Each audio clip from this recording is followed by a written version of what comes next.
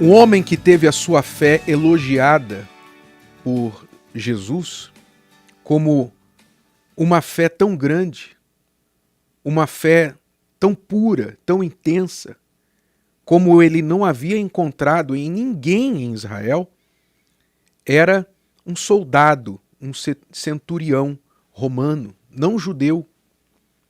Um homem que, para expressar tal fé, usou nada mais, nada menos do que a sua inteligência. Preste atenção, eu falo aos inteligentes, mas todo mundo é inteligente, todo mundo nasce com inteligência. Pois é, todo mundo nasce com a inteligência, mas nem todo mundo usa a inteligência. E eu falo da inteligência aqui no sentido pleno da palavra, não inteligência necessariamente para ser um astronauta, inteligência para se tornar um neurocirurgião. Eu falo da inteligência ainda maior do que esta, que é a inteligência espiritual, a inteligência para a vida, para as coisas da vida, as coisas de Deus. Porque este homem era um soldado romano, ou seja, ele servia a Roma e ele ouvia falar de Jesus.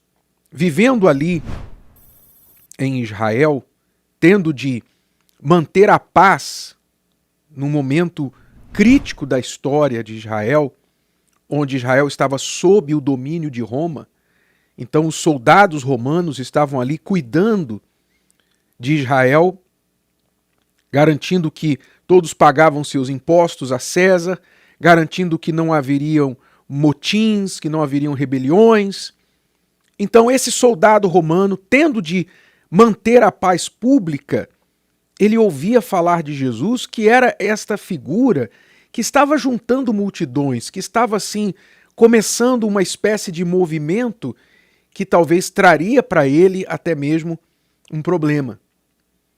Mas este soldado, este centurião, tendo ouvido falar de Jesus, teve a inteligência o suficiente para pesar tudo o que ele via, tudo o que ele ouvia.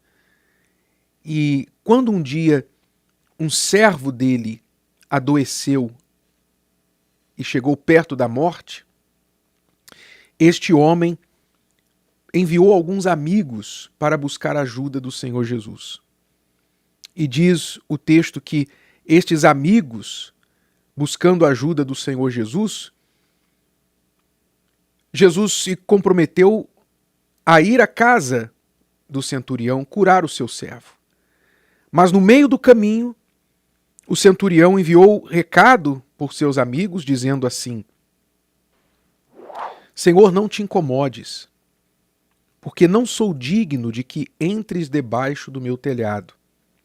Quer dizer, o centurião certamente sentia ali o peso da sua culpa. Por ser um soldado, você pode imaginar que tipo de coisas ele teve de fazer sendo um soldado para obedecer a Roma, para manter a ordem. Então ele sentia o peso da culpa. Eu não sou digno que o Senhor entre na minha casa. Eu não mereço. E sabe, essa atitude é uma atitude rara. Você normalmente encontra pessoas se achando no direito, pessoas que se acham no direito, que acham que merecem alguma coisa. Não ao contrário. Não pessoas conscientes das suas limitações, seus erros e falhas, mas pessoas que acham que mesmo com todos os erros que elas cometeram, elas merecem alguma coisa. Então o centurião já tinha isso a seu favor, esta humildade, este reconhecimento de quem ele era, uma pessoa falha. Então ele disse: Senhor, não te incomodes, porque não sou digno de que entres debaixo do meu telhado. E por isso nem ainda me julguei digno de ter contigo. Quer dizer, ele não se achava digno nem de ir falar com Jesus pessoalmente. Eu não sou digno de falar com o Senhor. Quer dizer, ele sendo um soldado, uma autoridade, na verdade ele poderia ter dado uma ordem e mandar Jesus vir. Eu sou soldado romano, estou mandando você vir aqui. Ele poderia ter feito isso. Mas ele disse: eu não sou digno nem de ir ter contigo pessoalmente. Por isso que eu estou enviando os meus amigos. E ele continuou dizendo: dize, porém, uma palavra, e o meu criado vai sarar. Porque também eu sou homem sujeito à autoridade, e tenho soldados sob o meu poder. E digo a este: vai, e ele vai. E a outro: vem, e ele vem. E ao meu servo: faze isto, e ele o faz. E ouvindo isto, Jesus maravilhou-se dele. E voltando-se, disse à multidão que o seguia: digo-vos que nem ainda em Israel tenho achado tanta fé. E voltando para casa, os que foram enviados acharam são o servo que estava enfermo. Quer dizer, aquele homem manifestou uma fé elogiável. Por quê? Porque ele entendeu o poder da palavra de alguém em autoridade. Ele entendia isso. Ele era soldado. Ele sabia o poder de uma palavra, o poder de uma ordem, de uma autoridade. Então, sendo autoridade e estando debaixo de autoridade, ele sabia que quando uma autoridade era real, respeitável e respeitada, a palavra daquela autoridade valia alguma coisa. Era tão certo quanto feito o que a palavra mandava. Então, nesta inteligência, neste raciocínio de fé, o homem disse para Jesus: não é preciso que o Senhor venha à minha casa. Eu reconheço que o Senhor tem autoridade para curar, autoridade sobre os enfermos, sobre as doenças. Eu reconheço isso. Por favor, só diga uma palavra. Meu servo vai ficar curado. Essa inteligência que Deus procura nas pessoas que tratem a palavra dele com esse respeito, com esta fé, que o que ele diz é lei, muito mais do que uma autoridade deste mundo, que as pessoas temem muitas vezes pelo mal que essa autoridade pode lhes fazer. Deus é a autoridade suprema. Quantos que me ouvem agora, que me acompanham agora, se o patrão ligar agora, não importa o horário, se o patrão ligar agora e falar: eu preciso que você faça isso, a pessoa vai largar tudo que ela está fazendo.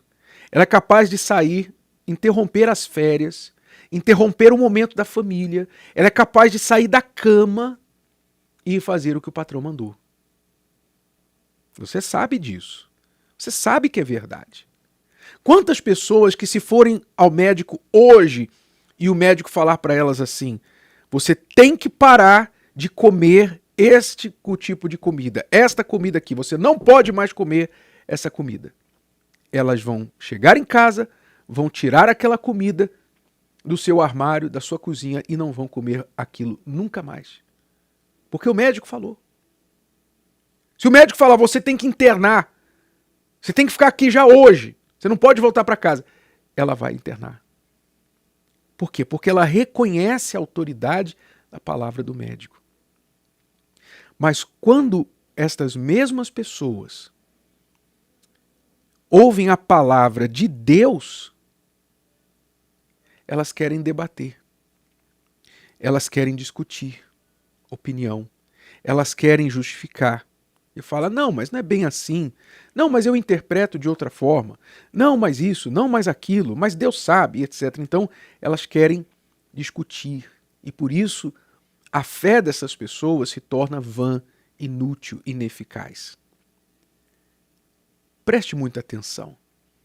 Deus é palavra.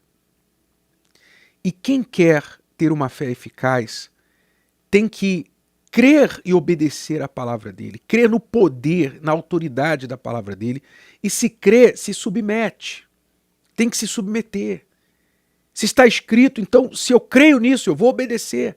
Como o centurião tinha certeza da autoridade de Jesus, que ele falou: o senhor não precisa nem vir na minha casa, só mandar uma palavra. Ele tinha tanta certeza que bastava aquilo. Então, se você crê na verdade, em Deus, que é a palavra, você se submete, você se enquadra na palavra de Deus. Se você não crê, você então deixa para lá.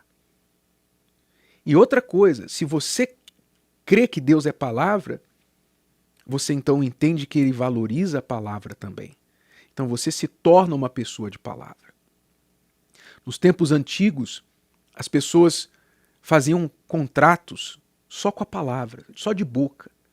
Nos tempos antigos, alguém chegava diante de um proprietário de um imóvel e falava assim: eu quero alugar o seu imóvel. Ah, você quer alugar? É tanto, eu pago.